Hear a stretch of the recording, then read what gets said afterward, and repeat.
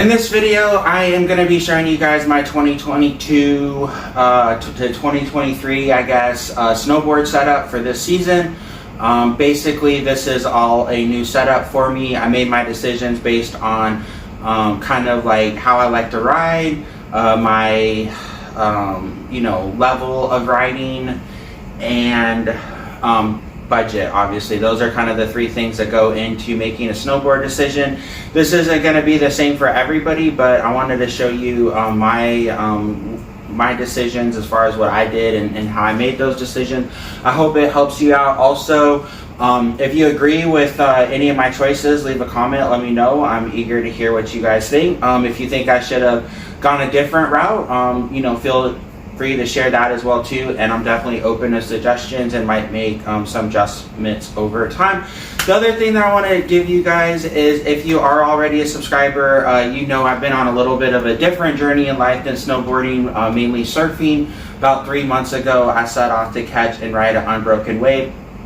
Give you kind of a quick update on my surfing journey, but I did want to pause on that journey just for a second and do something a little bit different for these winter months, and that's why we're going to talk about snowboarding today. If you do stick around all the way to the end of the video, I'll give you a surfing journey update, but mainly, like I said, we're here to talk about snowboarding and my setup. So as I said, there's kind of three things that are going into this decision. The type of rider that I'm going to be. Is it going to be all mountain, freestyle, free ride, those type of kind of decisions? Obviously the budget, and then rider ability as well too, like beginner, intermediate, advanced. So all those kind of things went into my decision, and I'm gonna start off first going over the snowboard that I got. So this is the GNU GWO is what I ended up going with. The reason that I went with this board is a couple of reasons.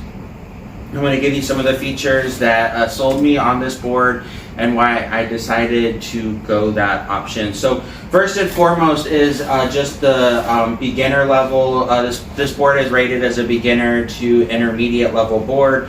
It is not very stiff. And one of the features that this board has too is in the center it does have rocker. A lot of snowboards actually are, can be full rocker or full camber. This particular board is rocker in the middle. My hope is that was going to make it a little bit easier to learn and start riding the board. A lot of new boards or park boards, I guess, can be full rocker, a little bit more catch free, a little bit easier to initiate your turns. So I'm hopeful that as a beginner, that's going to be something that's going to help me out a little bit. This board does go one step further and does actually have camber under the feet. So my understanding is you kind of get the best of both worlds. I don't know if that's true or not, but that's kind of what the selling point was. So rocker in the middle, camber under feet, camber for still being able to hold an edge, being able to provide a little bit more pop. So we'll see how that works out. The other thing that I specifically liked about the GNU board is a feature called magnet traction. So magnet traction is supposed to be on the side cut. It's actually supposed to kind of curve in and out. This gives you more touch points. Again, the hope being that while this is a little bit has rocker in it, some of these other features, camber under feet, magnet traction edge, will still allow the board to, as I progress and get a little bit better, hold an edge and be something that I can ride a little bit better. So those are definitely the main things. The other thing that I did like about the GNU board is it's manufactured by Mervin Manufacturing, I guess. It says they're Mervin made. They also make LibTech, but GNU seems like a little bit more price point friendly. And so obviously, getting a similar board by LibTech, while I'm sure there's certain things that are a little bit better about it, it did seem like I could save a little bit of money going this route. So again, the other thing is like I said, this board can be ridden in the park, but it's also kind of considered an all mountain board. And so because I don't exactly know what type of rider I'm going to be, most likely just an old man that cruises down greens. But we'll see how that plays out. I do feel like this board's going to help me kind of figure out what type of rider I am. Next thing that I want to talk about is the binding choice that I went with.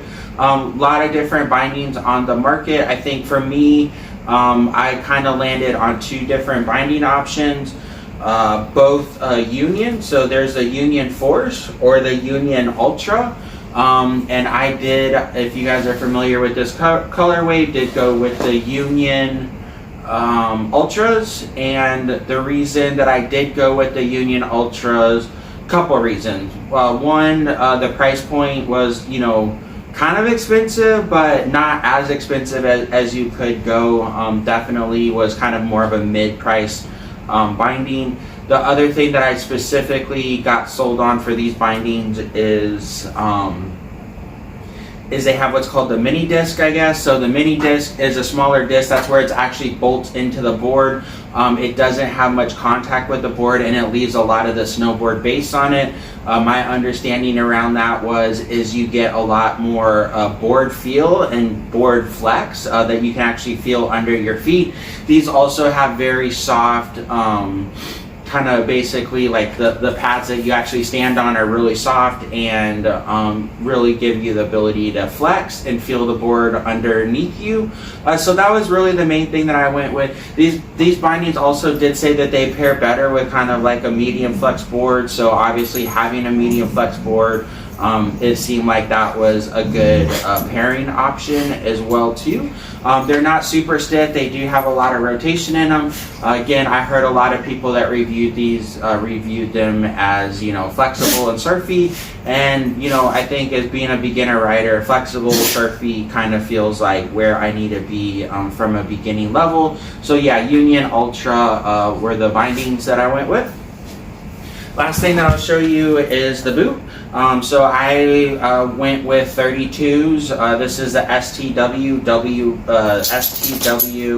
Double Boa. So boa in the front, boa on the side. The nice thing about this boot is because it is a double boa. On the front boa allows you to kind of make adjustments in the front, and the side boa helps you make adjustments down here, which gives you a lot of kind of flexibility in how you set up the ride.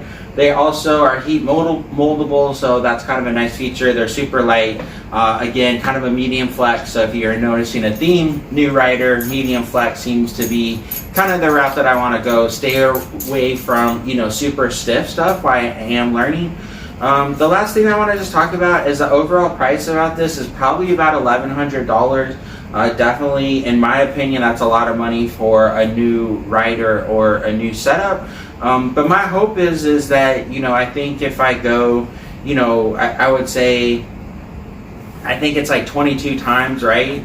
I'm not sure how long it'll take me to go 22 times, but let's say if I go 22 times, that pretty much pays for rental fees. So I just feel like this is an option to you know, learn how to snowboard on a good setup that will take me kind of from that beginner to intermediate level. Let me know, help me figure out what type of rider I am, how much progression I really do plan on doing.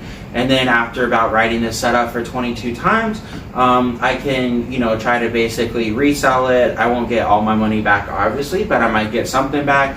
And, you know, that might actually be cheaper than renting. I did go 2 times and rented and just kind of ready to pull the plug and ride something on my own that provides kind of that consistency in ride. It's going to feel similar, get used to it, hopefully have some progression as well too.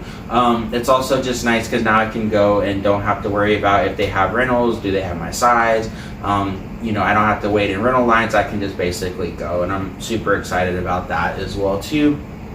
So last thing we're going to talk about, quick update, surfing, right? If you sticked around, as you guys know, my goal is to catch and ride an unbroken wave. I've been trying to do that for about 3 months. I had a little bit of success in you know, being able to catch a wave and stand up on it, but nowhere near where I need to be. Definitely, you know, with the water being cold and the surf being a little bit flat, definitely wanted to have an option other than surfing. I don't know what the weather's going to look like for the rest of kind of the winter season. Hopefully by the spring I'll be back in the water. But if there are any you know, good wave days to go and pursue, definitely might do that, weather permitting. But other than that, I wanted to keep making content. and still, you know, make sure that, you know, I'm doing some other things like to progress my strength and balance, and you know, just have that outdoor you know, experience as well too. So probably going to be posting a little bit more about snowboarding over the next 2 or 3 months, but there might still be occasional surf video as well too. Thanks so much. Leave a comment, subscribe, and I'll see you guys in the next video. Thanks. Bye.